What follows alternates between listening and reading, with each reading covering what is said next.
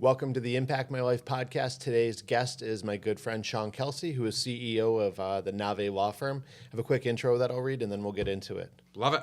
All right. Sean Kelsey is the CEO of Nave Law Firm, a purpose-driven law firm built around helping solve everyday people problems. As a leader, Sean is focused on empowering people, clients, and communities through resources, support, and transformative change. His own life experience, including growing up in foster care, shaped his belief that even the hardest circumstances can become fuel for growth, leadership, and impact. That perspective drives his work today, building teams, developing leaders, and creating legal services that help people move forward during some of the most difficult moments of their lives.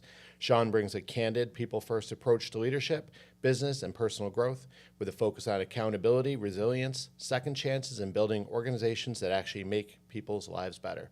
Welcome, Sean, and thanks for taking the time. I appreciate it. Yeah, thanks for having me. You know, originally when I envisioned this episode, it was kind of like our theme for our podcast is self-defense for life.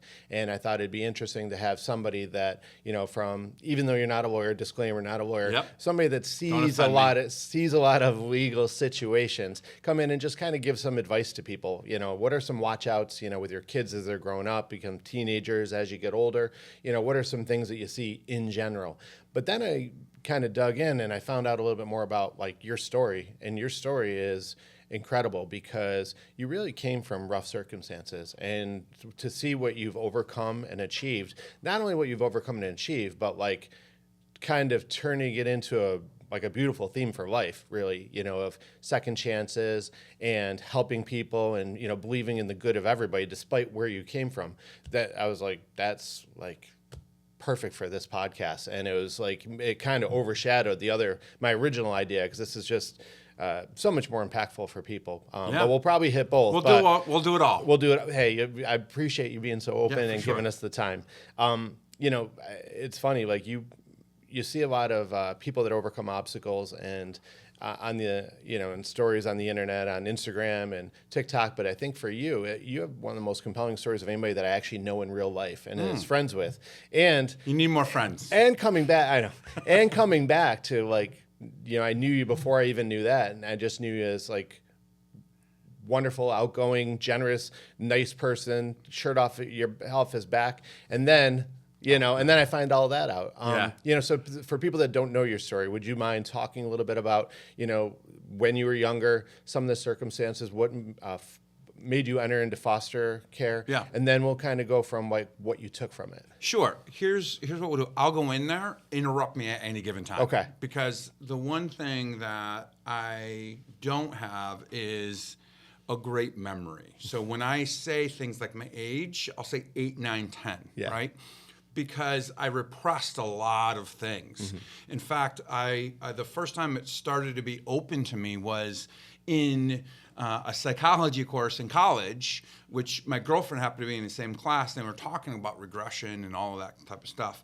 And at dinner that night, she said, "Oh, I didn't know you did this and this." I'm like, "How'd you know that?" She goes, "In psychology class, I had blacked out and I had said a lot of these things." Oh, wow. Right? So I didn't know a lot of those things. So then it was this, after that moment, it was this seeking all of this information, this data of where I came from and all of this. So I essentially went into foster care under what's called PINS, Person in Need of Supervision. And that was likely because I was acting out in school. Nothing major, but, you know, doing things to find attention.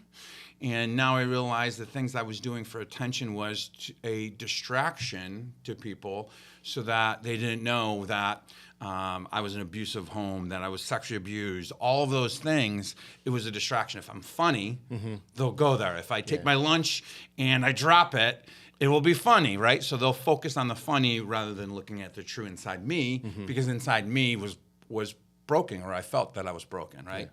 Yeah. And question? No. Oh, okay. Oh, I'm just listening. Oh, okay. So I was put in foster care for the PINS, and then shortly after that, my mother was incarcerated. And my mother was incarcerated at the time, for stealing from storage units, right? Okay. So I remember getting bikes or TVs, and I'd have my name scraped into them. And, at the time as a kid, you're like, oh, I got a custom TV, right? With my name in it, right? Now I know that it was just a screwdriver scraped into it so that if the police showed up, it was proof it was mine, yes. right? So she eventually went away for that, and then the funny story is, in foster care, they would take me to go visit my mother, right? And whether it was therapy or foster care, it was always this moment of, they're not there because they care about me, right? They're there because they have to be, right? So it was always that momentum of making them do something for me, right? That was genuine, right? So I would say, if I got an A, you'd buy me lunch, right? So I would focus on getting an A and buying lunch, right? And then getting my lunch from there. But they used to take me to visit my mother, and I remember the first time I visited my mother, I was probably 14 at the time, and I noticed this young-looking, attractive woman come walking by my mother, and she said hi to my mom. And I was like, Mom, that's Amy Fisher. Oh, no way. And I was like, she's like, yeah, it's my cellmate. So my mom was cellmates with Amy Fisher. And I was like, oh, man, as a 14-year-old kid, Amy Fisher was like the glory of then, right? So, but foster care was tough, right? And I look back now. How many different homes were you in? 8. Holy cow. 8 different foster homes. And I never really did anything wrong, right? It was a matter of running away because I needed space, right? And I've come to the conclusion in my adult life that when things are coming at me, when things are chaotic, I tend to respond and react, right? And now I've come to learn as an adult, it's the same thing, right? Because I've come to learn that the brain is not wired for our happiness. It's not. It's wired for our protection. Oh, okay. And I've come to learn that those moments of things coming at me, my brain is saying, you're under attack, and it creates a reaction, right? So I have to consistently tell myself, you're not under attack. You're not under attack. You're safe. We'll figure the things out, right? So I went into all these different foster homes. How old were you when you went in originally? I was. I know you don't know. Yeah, no, I was going to tell you. I was like 11, 12, in that range. But like people say, oh, that must have been hard. And I'm like, at the time, you don't realize it. Like that's my norm, right? Like as a kid, kids are very resilient. People like don't understand how resilient kids are, and they get over things, and they do. Kids are resilient, right? It's the effect on that resilience, right? Because I had to become resilient at a very young age and not really know it, right? That was my path in foster homes. Anything specific you want to ask about foster homes? Because it's a broken system. How so? I know nothing about it. No, it's a very broken system. I know you hear stories about, people do it for the money. And, but beyond that, that's the only thing I've ever heard. I know some foster families that are fantastic, and I don't have any regrets. It's got to be a calling to do that. It does. Really, It does. And all of the foster homes that I were in, longer term, fantastic people, fantastic people. But they don't have the support system in place to be able to deal with a child with ADHD, right? They don't have the needs to deal with a child that has trauma, right? They're not given the support. They're literally dropped off at this family's house because it's a respite, and they don't have anybody else, and they just don't have any kind of support system. I remember I was in one foster home when I was 18, and the family was all arrested. All the males in the family were arrested for sexually abusing their daughter at the time. And I'm sitting in this place where, like, what do I do? Obviously, I knew nothing was going on, right? And so my goal was to stay in foster care was the age out in foster care, so I could still take When is that? advantage. It was 21. Oh, okay. So I wanted to stay in there as long as I could. It may have changed by now, so it may not be 21. But my goal was to stay in there as long as possible so I could take care of my education. Did you have any other like relatives, or was it just you were just you? Yeah. You know what I'm saying? Like that has to be really a lonely time. You're with people that you're living with them, but they're not your family, you know, especially you know it. Yeah, and you turn 18 and you're an adult, and it's like I've already been on my own technically for, 7 years now. Yeah. Like it's got to be really, really tough. And again, at the time, you don't realize it. Yeah. You don't realize you only the know impact what you know. Yeah. until later on in life, right? When you start having relationships, when you have kids, right? Having kids was a game changer, right? Yeah. Because now I'm having to reparent the parent inside me as a result of that, right? But yeah, at the time it was like let's pay attention to sports, right? If I'm good at sports, people are paying attention to me in a good way, right? So I ended up becoming pretty good at tennis. Which nobody ever guesses that tennis was a sport. You're built like a tennis player. Yeah, tall. And I was much thinner back then too. And I had a bowl haircut. Yeah. I looked like a tennis player. Where did you grow up? I ended up graduating from Moravia. Okay. But I went to Moravia, Union Springs, Southern Cayuga, Auburn. So it was all mainly in that vicinity.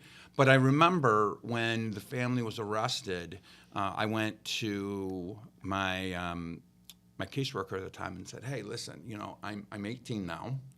Instead of paying the foster parent, can we talk about like an ultimate independent living situation, right? Because they would offer you independent living classes."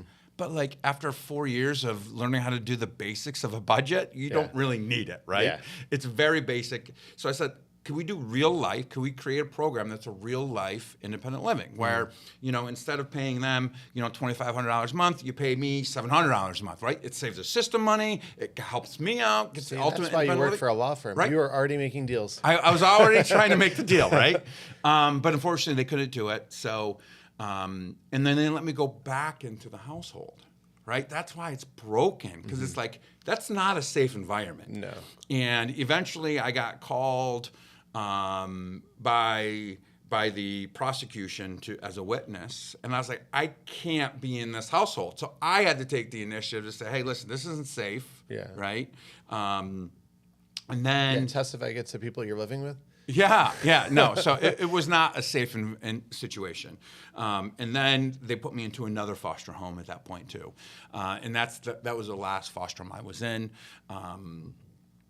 So yeah, it teaches you resilience when you don't really know what resilience is. Yeah. Do you have any contact with any of the foster families anymore? I don't. Yeah. I don't. I mean, I'm friends with one on Facebook, and there's no hard feelings. And she ended up getting another foster daughter, and I think that may have been adopted, but they're really super close, and that makes me super happy. Yeah. It used to make me sad because I was like, that could have been me. Yeah. Right. But maybe it was that it wasn't a female, or it's things not outside of my control. And here's the other thing, Jason. I have zero regrets about life. Zero regrets, right? Like everything in my life has happened for a reason. People say, oh, you lived a tough life. And I'm like, I have a pretty good life. Yeah. And I don't know if I would have had a pretty good life if it wasn't for knowing what tough is. That's kind of my net, like, why were you different? Because there's a lot of people that grow up with really difficult circumstances, and, they end up, it leads to them drinking or doing drugs or having mental health issues, or just not, kind of giving up on life. And I am not going to begrudge them because I'm not in their situation, but like, it's sad, that more people can't be like you. So what do you think was the difference with you? Why did you overcome all of that and become like as successful as you are? And not just successful, because it's not just about that, just as great of a person as you are. Yeah, it was funny because one of the first group homes I was in was Elmcrest here in Syracuse, right?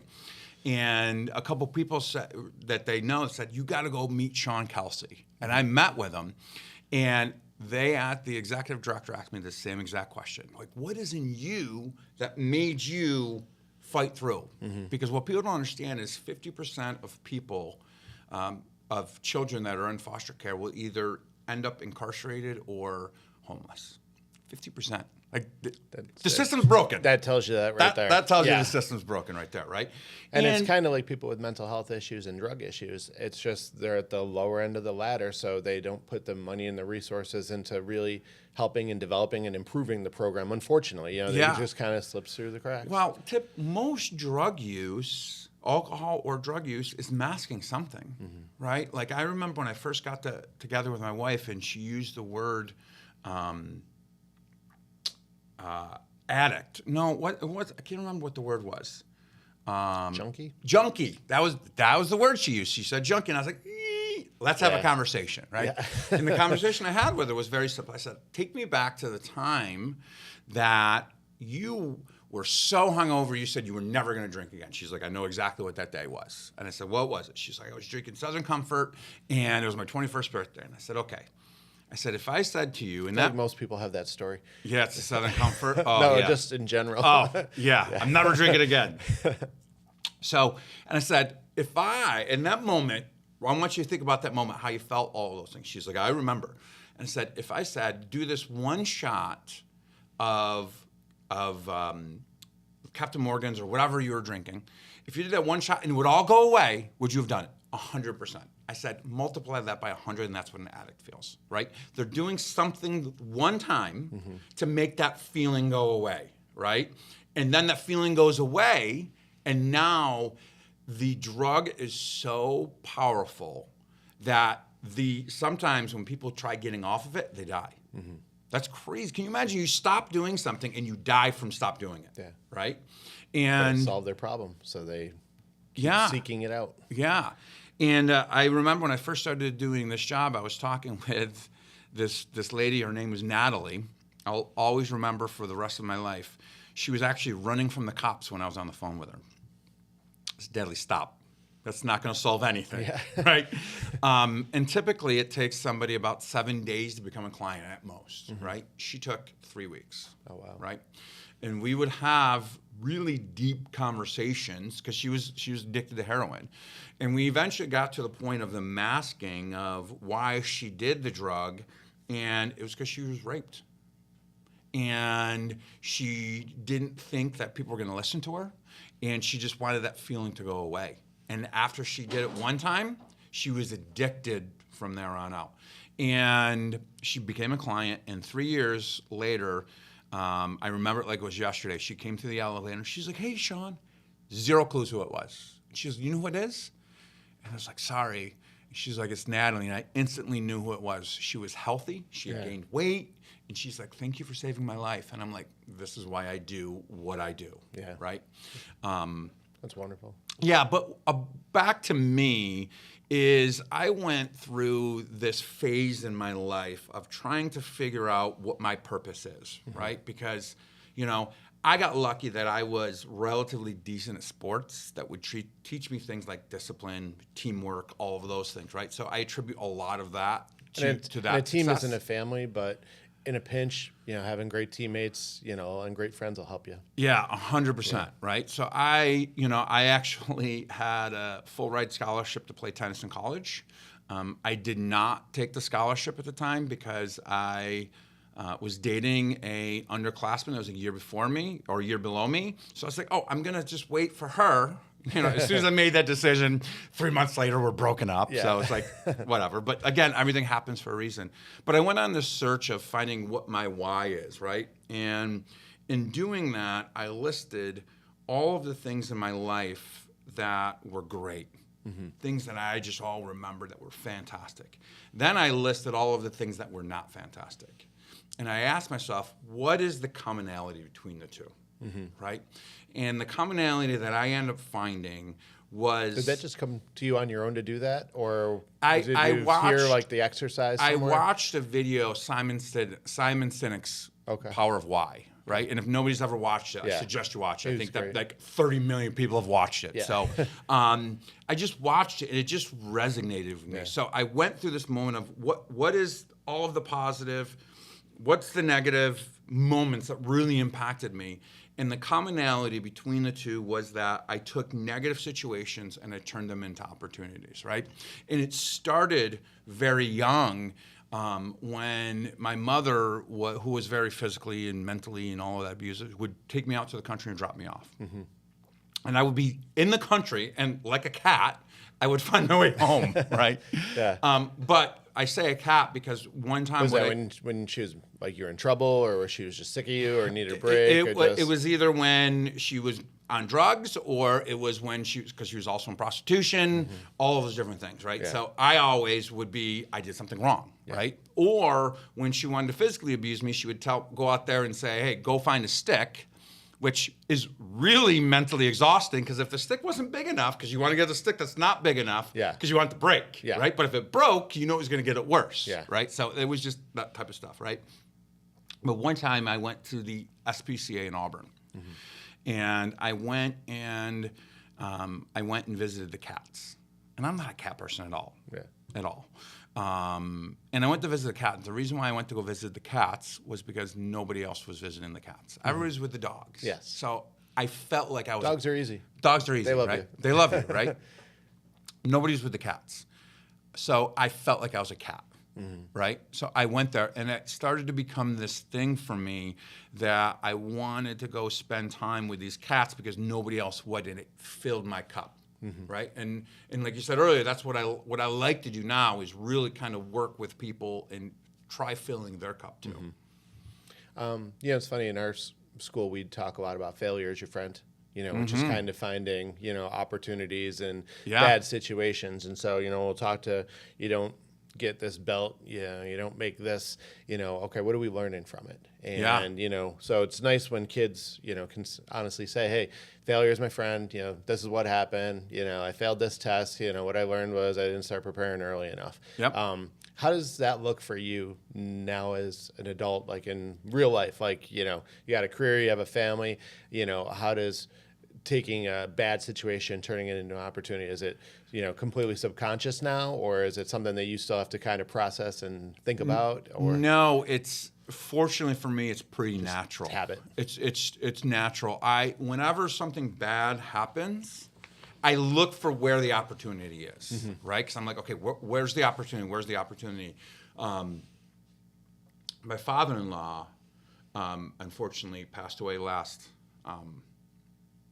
September. Sorry to hear that. My dad was December, so awful.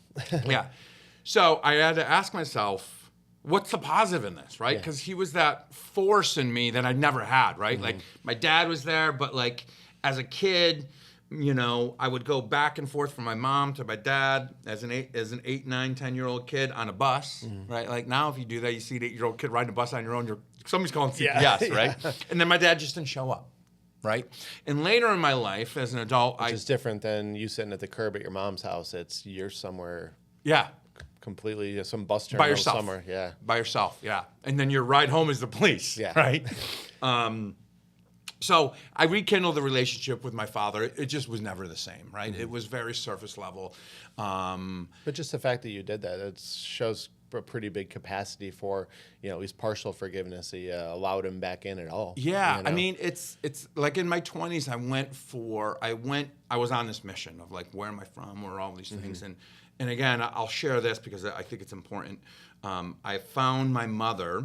My mother was released from prison. After she went to prison, she just left, right? Eventually found her in North Carolina. And she was down there with my brother, my younger brother. And he ended up getting taken away from the home because the same things were happening, right? In fact, my brother Travis is actually currently incarcerated 25 years to life now. So he is part of the 50%, right? Eventually, I went down to visit my mother, and it was in early November, late October. And I could see nothing had really changed, right? A week later, I got a call that she had a brain tumor. So I went back down, asked myself, what was the point of all of this, right? Because she ended up passing away on that Thanksgiving. And I asked myself, what was the point in all of this, right? And a friend of mine gave me the book, Who Moved My Cheese, which is a fantastic book. If nobody's ever read it, I highly recommend it do. It'll take you 30 minutes max, but it's a really great story. And and probably another factor that helps me with where's the opportunity, right? Where's the cheese and all of this. But, I came to the conclusion that it allowed for us to both have closure, right? And knowing that, like, it's better to find out that way than find out another way. Yeah. And for her, you just showing up.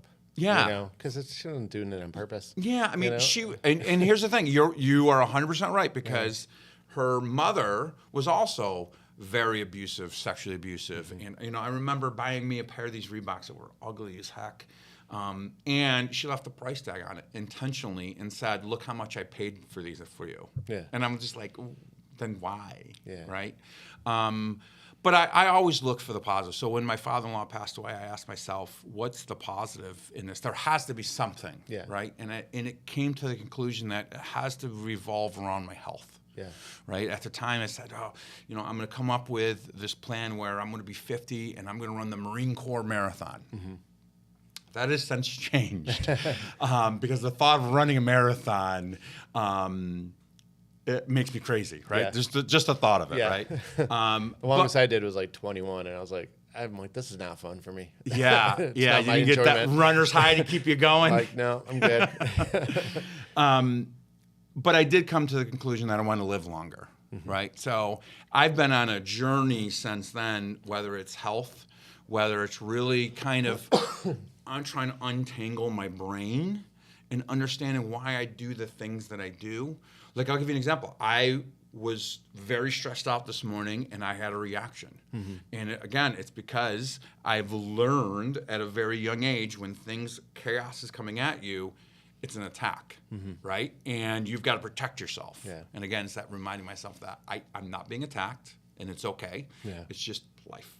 It's funny, too, because, well, not funny, but it's interesting that, you spent a lot of your life in survival, fight or flight mode. So there's a saying you hear Joe Rogan say it, the hardest thing you've ever done is the hardest thing you've ever done. So you went through such tough stuff when you were younger that today when you hit something that somebody might destroy somebody's week, you're like, you can recognize the pattern. You're like, okay, this isn't that bad. And this is what I'm doing. I'm reacting because I'm protecting myself. I'm surviving. And, so you're at a kind of a more better place to kind of deal with it than other people. Yeah. Well, and you have perspective. And it's about helping other people now, right? Like I'm actually in the process of writing a book right now.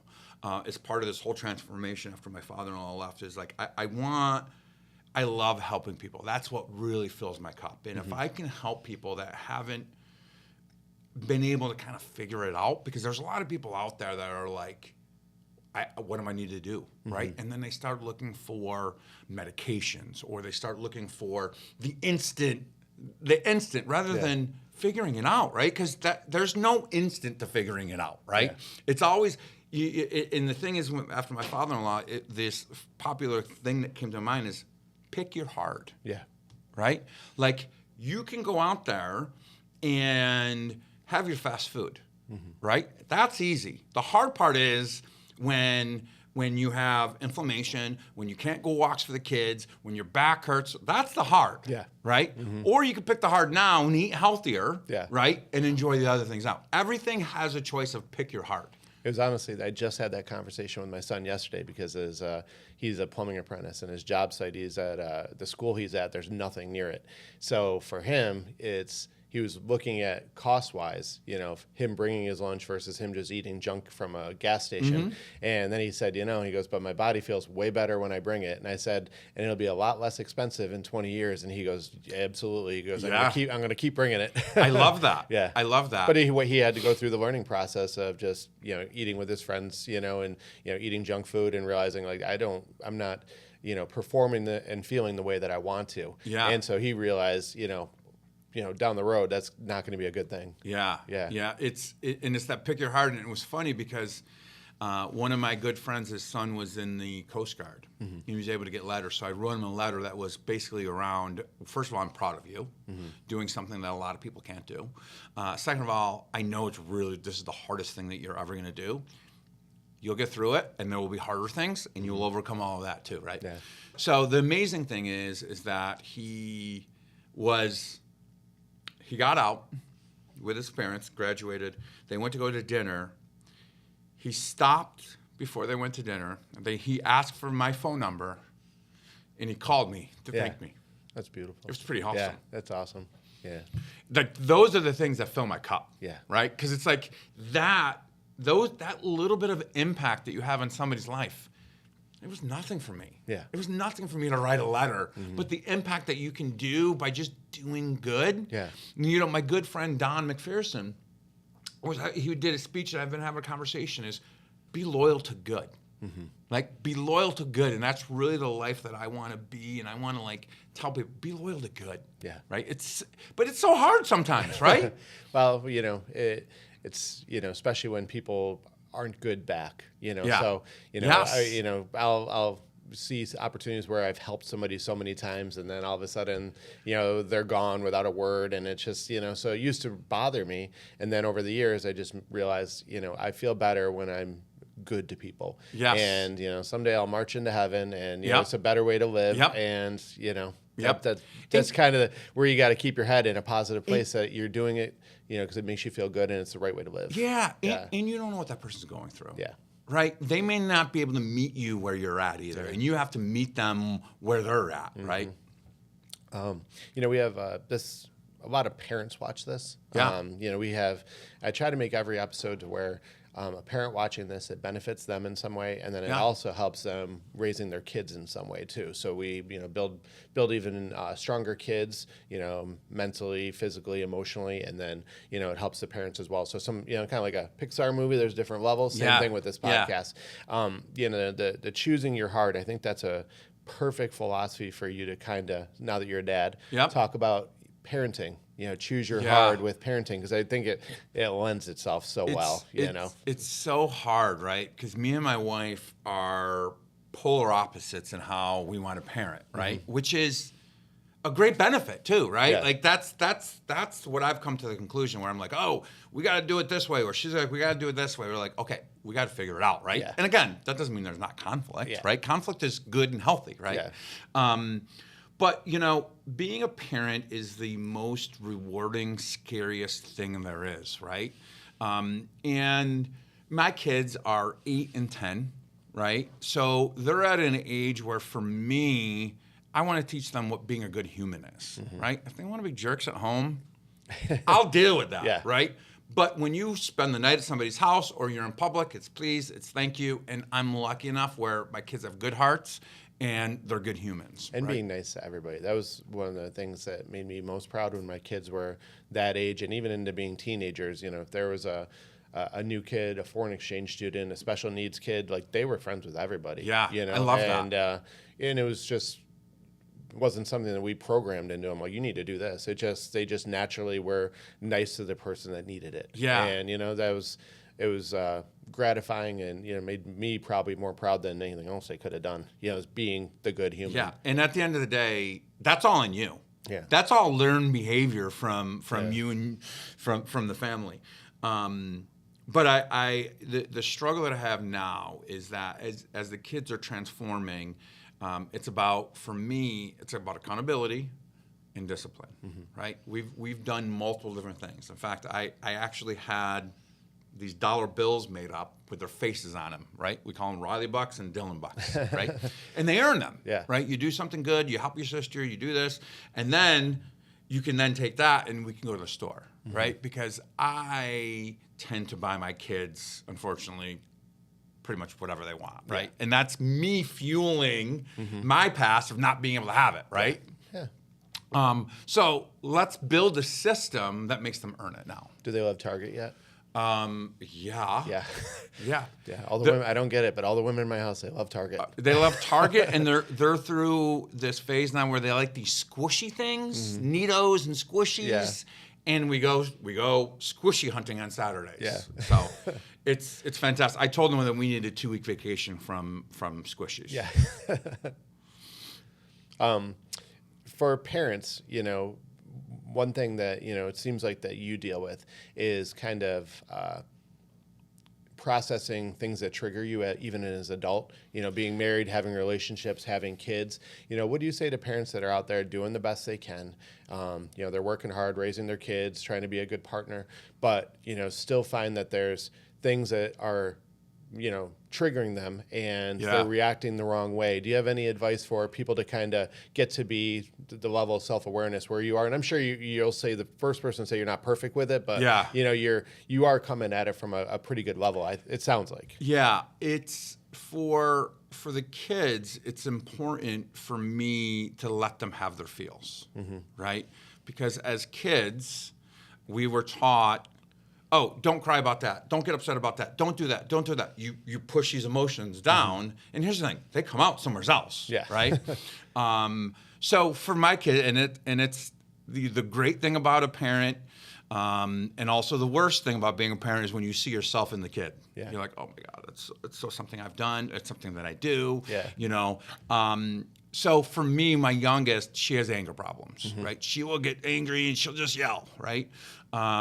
So one of the things that we do is, and my wife says, can you deal with your child because you two are one of the like? And I'm like, sure. So now what we do is, I think every parent does. Your son, your daughter. yeah, exactly. When she's doing something good, it's mine, right? When she's not, it's yours, right? Yeah, exactly. But I think that it's important to, one, let them have their feels, right? And then understand where the feels come from, right? Because I think what we try doing as parents, we try reasoning them, right? Like, Jason, you have to have dinner before you have the ice cream, right? You get that logic, right? Yeah. A 6, 7, 8-year-old does not understand that logic. They just want the ice cream, Yeah. and you're not letting them have the ice cream. Yeah. So having that same logic with them isn't going to work. Yeah. Right? So I think it's like, let them have their feelings and then understand those feelings, right? Because you can't really change those feelings or impact those feelings until you understand them more, right? So if my kid wants to cry, I'll go in there, I'll give him a hug, you cry. You do what you have to do, you have your feels, and then we'll talk about it after the moment, right? So not trying to fix things right that second, let the process happen. Let the process happen, right? And I'm dealing with an issue with my oldest right now, and it's just being a space where they can talk to dad, right? And just being a voice, because I am super busy, right? And part of this process of writing this book, I try coming up with these vivid memories that I have. And one of the most vivid memories I have was me at my computer, working at the kitchen table, and the TV was going off in one room, the other TV was going off in the other room. There's things all over the floor. The kids are yelling, screaming, and I snapped. And I'm like, I look back at that, Sean, right? Because again, I'm having to reparent the parent inside me, right? Because I feel at that moment that I'm being attacked. Like I said earlier, there's nothing dangerous.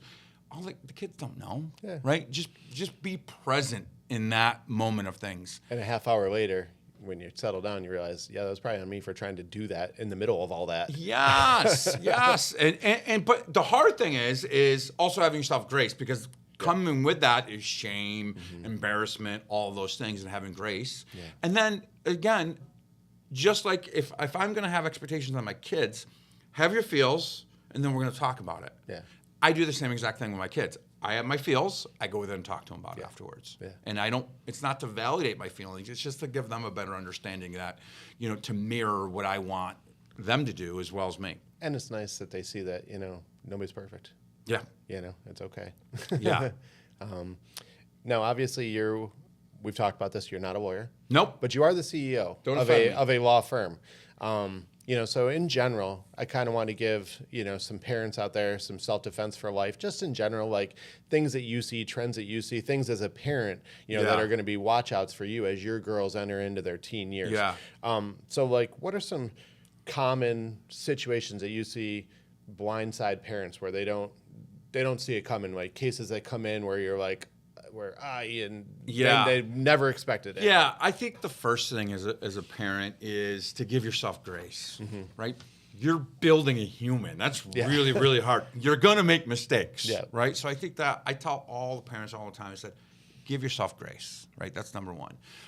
Number two is the cases that we see that come in are situations where the parent's usually not present, right? And influences that they're around, right? Negative influence of their friends or whatever stupid things that we're all going to do, right? Because here's the difference with our society today versus when we were younger. We did the same things. Yeah. They just have phones and videos now Yeah. to show proof of it, right? They have social media because they want to show everybody the there's goofy, stupid thing that they did. There's cameras everywhere. Yeah. And, Yeah. So they did all of the same things, Yeah. right? So I think it's just about having a relationship with your kids, about being open to say, listen, this is not okay. Right? This behavior is not acceptable. And again, it goes to accountability, right? Being accountable to your actions, and being able to understand the difference between right or wrong. What are some situations you see over and over with people or teens or parents themselves where you're just like, oh, I wish people would not do this, or understand this? Yeah, I will say typically if the parents are engaged in the child's life, some of the worst things that we see typically don't happen, right? The worst things that we see are when the parents are not engaged in one's life, right? Gotcha. That's when the really bad things, tend to really happen. And then when they are, here's the thing, they're all influences. Know who your kids are hanging around, right? Again, can't control it, right? But know what they're around and know the potential ramifications. And if you see red flags, have a conversation. Again, and then if something does happen, right, use that as a stepping stone to say, okay, now what do we do from here, right? And using that as, something where they can really kind of look at that as that moment in life where this happened and now you got to make some decisions, right? You can go this way or you can go this way. And having those difficult conversations with your children when those things happen are hugely important. If you had a magic wand and you could just poof every kid out there, what would be an attribute or a skill or something that you'd give them to, just make them have a great life, be a great human, like you said? Be kind. Yeah. Be kind. I think all of the things that we see is people not being nice to each other, right? It's just whether it's an assault or rape or whatever those things are. If people were just nicer to each other, right? Or you've got somebody that's got stress, the anxiety, mental health, disabilities. If you're just nice, a lot of those things really kind of take care of themselves, right? And I think that we need to also be more, I said it about the parents, but we also need to give ourselves more grace too, as individuals.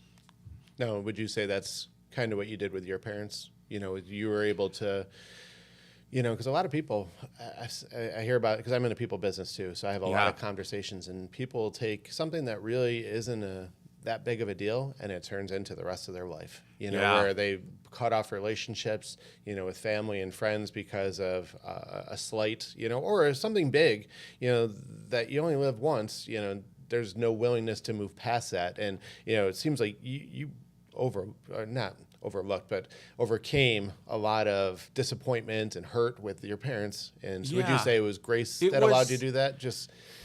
I think a lot of it was being more focused on me rather than focused on them, right? Gotcha. And understanding that they were doing the best they could. Like, I remember as a child, my father had a motorcycle, right? Which is awesome, right? Yeah.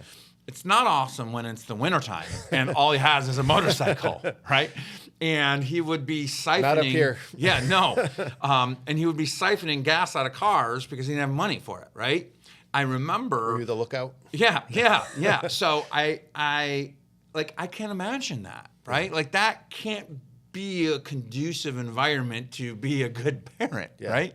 My mother, grew up in situations where her mother was in prostitution. Like, I can't imagine being in a situation like that, and you got to be a parent? Like, what can you teach a parent? You have to be pretty proud, though. You broke the pattern. Yeah, and here's the thing. I owe foster care for that, right? Like, I was lucky enough where, my mom, and I'll tell you a funny story about the storage units, where my mom got arrested, and they forced me into that for pins. So my mom got arrested when I was 10, 11, 12.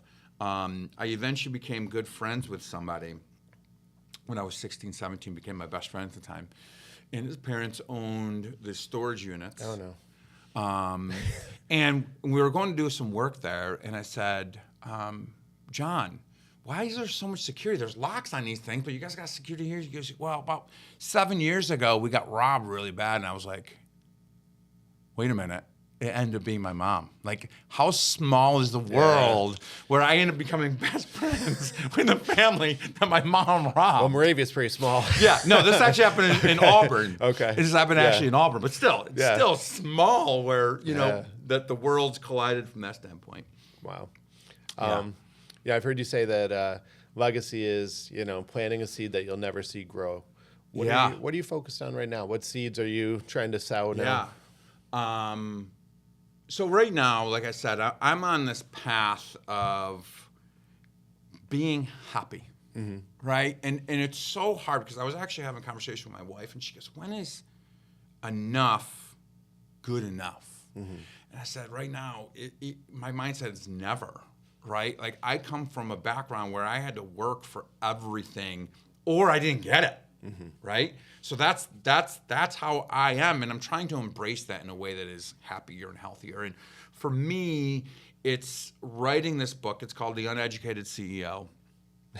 And I like it. I don't know. My goal is not to write it to make money, but my goal is to do two things. One, give me grace. Right? And two, also hold me accountable. Because if I'm saying these things, now I'm aware of it, now I can influence the change, right?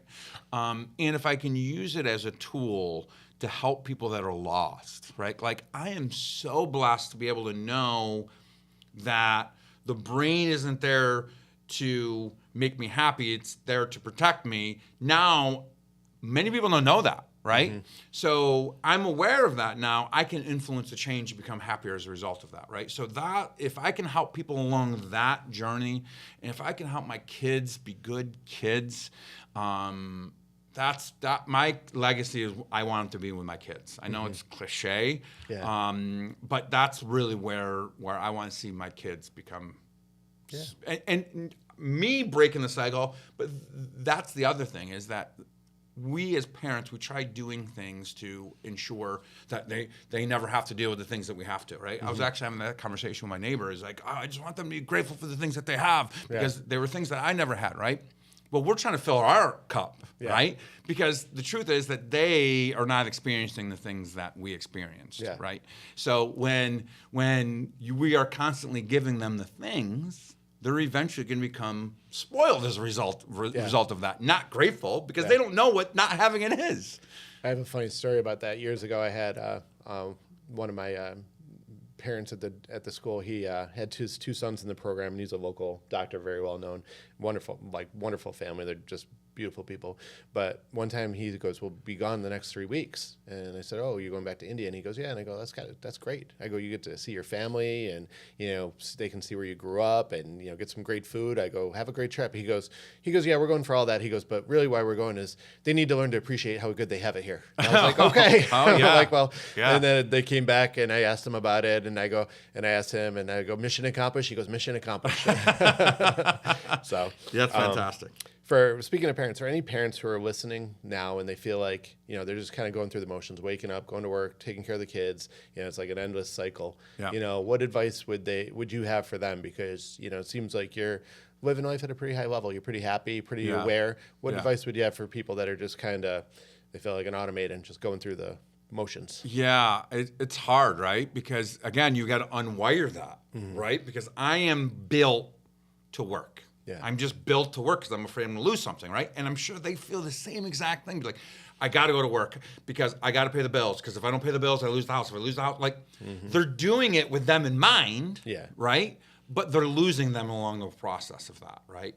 And for me, it's making sure I tell my kids I love you at least 3 times a day. At least 3 times a day, because that's what fills my cup, is genuinely hearing I love you and saying I love you all of the time is what fills my cup, because that's something I never had as a child, hearing that. And when you don't hear I love you growing up, you don't realize how lonely that is, right? Like my kids in my life, I know for sure when they have families, they will say I love you 3 times a day. When they're 13, they'll be like, "I know, Dad. Yeah, I love you know. too." Exactly. Still got to do it. Yeah. But I think that we all make time for the things that are important to us, right? Like people say, oh, I didn't have time to do the report. I didn't have time to do this. But at the same time, they tell me about this series they watched on Netflix, right? So it's about just taking that little bit of shift of just the kids and understanding the kids don't know the world of stress that we have to go through, right? Eventually, hopefully they do, right? But just take those 5 minutes a day and go for a walk. Just go for a walk and say, how you doing? One thing that we do with our kids is we do this thing called cheese and mold, right? It's very similar. In fact, it's the same thing as rose and thorn, right? So at dinner time, we say, what's your cheese and what's your mold, right? Your cheese is what's the good part of your day, and the mold is what's the bad part of the day, right? So that it gets us into their lives a little bit more. So if there's something a little bit deeper, we can know about what's going on. And you're building the habit of doing that in the routine while they're young. So when they do get to be teenagers and they don't communicate as freely, they're already kind of conditioned to do that, which is great. Very true. You know, and it'll keep you more involved, you know, like we were talking about earlier, and potentially out of, you know, bad situations and bad influences. So, well, we're going to wrap it up. If people want to, you know, contact you or know a little bit more about Nave Law, what's the best way to do that? Yeah, they can just email me, go to navelaw.com, and my email's right there. Email me. I'll be more than happy to sit down, get coffee with you. If you're struggling with your kids, you're struggling personally, professionally, you just want to sit down and have a coffee and talk to a human that's going to listen, that's going to give some advice. I'm there. I'll be more than happy to help. I know you are. I appreciate it. Hey, you filled a lot of cups today, brother. Perfect. I appreciate it. Thanks for coming on. Yeah. Bye-bye, everybody.